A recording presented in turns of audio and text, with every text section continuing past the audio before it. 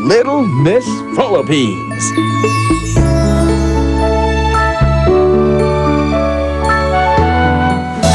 Patuloy ang search ng Eat Bulaga para sa Little Miss Philippines 2012. Hatid po ito ng New Vaseline Anti-Hair Fall Shampoo, Star Margarine Chocolate at Star Margarine Vanilla. Kahapon, napanood nyo ang pre-judging ng Little Miss Philippines kung saan ipinakita ng muli ng ating mga Little Misses ang kanilang mga talents. Pagkatapos ng Eat Bulaga kahapon, ituloy po natin ang question and answer sa kanila. Kasama pa rin ang mga judges natin na sina Ryan Agoncillo, Miss World First Runner-Up Gwendolyn Rue, at child psychologist Dr. Beth Pineda. Ngayon, panoorin naman natin ang mga exciting na naganap kahapon sa Little Miss Philippines 2012.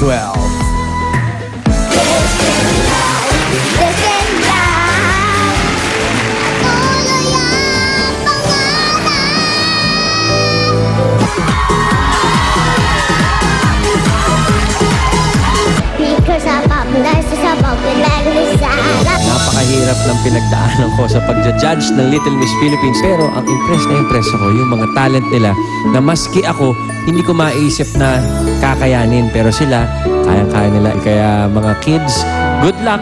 Enjoy lang kayo.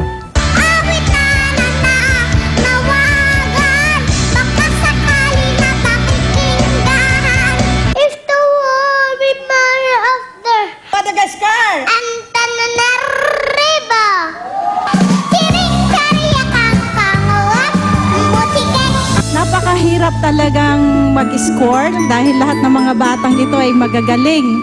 But I wish na hindi matatapos dito, kundi magpapatuloy silang magiging tagumpay sa kanilang mga buhay.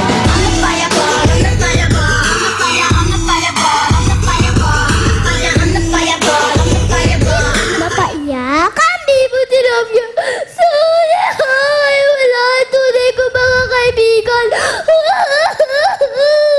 Katawan, malambot, at saka po ako'y mahinoong loob. Mahal yourself and regret, just love yourself and yourself. I'm on the right track, baby. I was born this way. Super masaya talaga mag-judge. Ang galing-galing lahat nila. At it's really impressive to see that at a young age.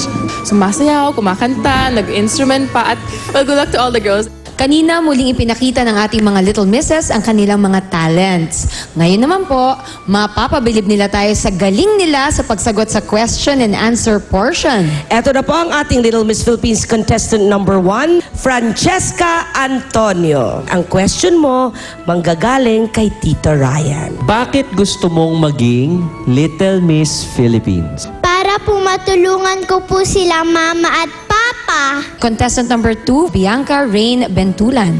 Bianca, yung question mo, manggagaling kay Dr. Beth. Halimbawa, nanalo ka ng Miss Little Philippines. Anong gagawin mo dun sa prizes mo? Para po sa pili ng gamit ng school. Contestant number 3, Precious Angel Asea Delda. Eto na siya, magtatanong sa'yo si Tita Gwen. Mahilig ka ba mamasyal? Opo, Opo, okay. Saan kayo madalas mamasyal ni na mommy? sa Itbulaga. Ito naman ang ating pang-apat na Little Miss Philippines contestant, Donna Claire Galvez.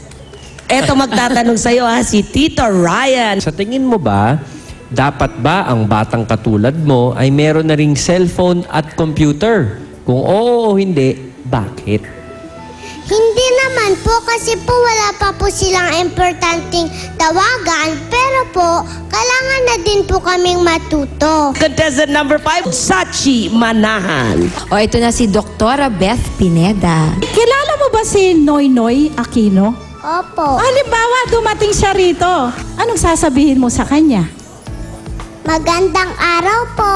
Contestant number 6, Jewel Maj Magat. Joel, marunong ka ba tumingin ng oras? Marunong? Hindi pa. Hindi pa?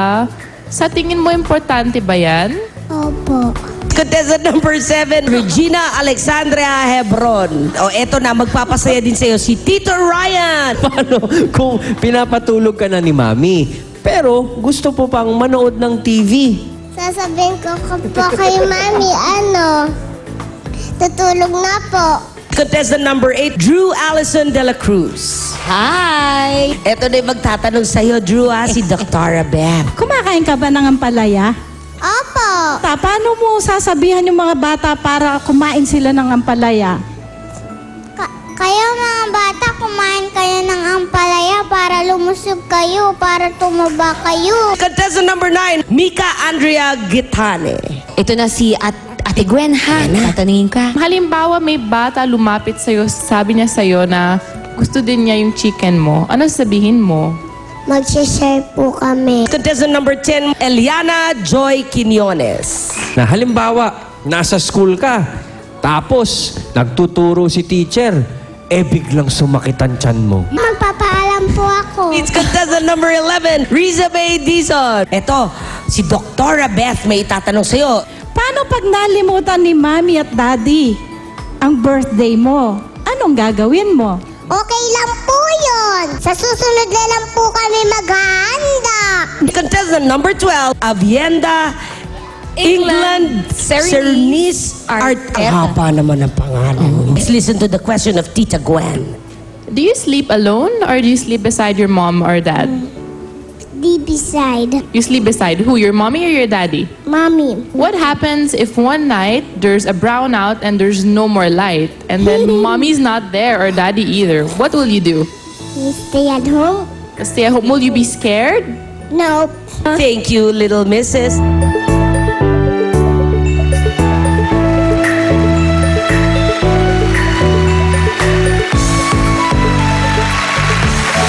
Bago natin malaman kung sino sa kanila papasok sa Grand Finals, eto po muna ang ating 12 semi-finalists.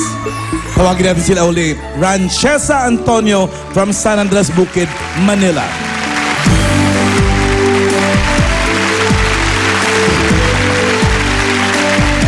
Semi-finalist number 2 is Bianca Rain Bentulan from Imus, Cavite. Next, we have Precious Angel Asea Delda from Valenzuela City. Fourth is Donna Claire Galvez from Pasay City.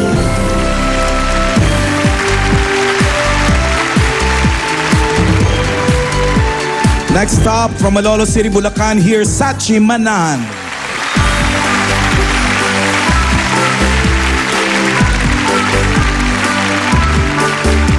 Semi-finalist number 6 is Jewel Majmagad from General Trias, Cavite.